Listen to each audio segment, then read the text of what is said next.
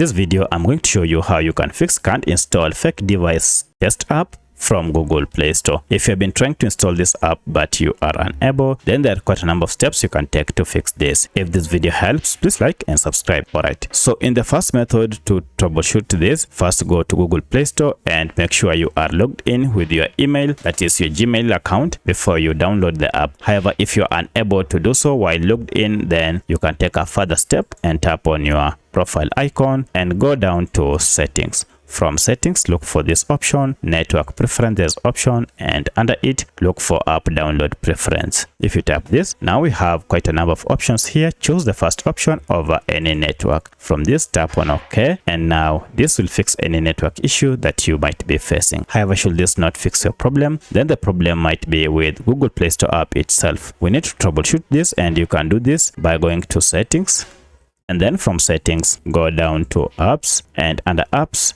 look for manage apps or all apps. This will list all the apps you have on your phone.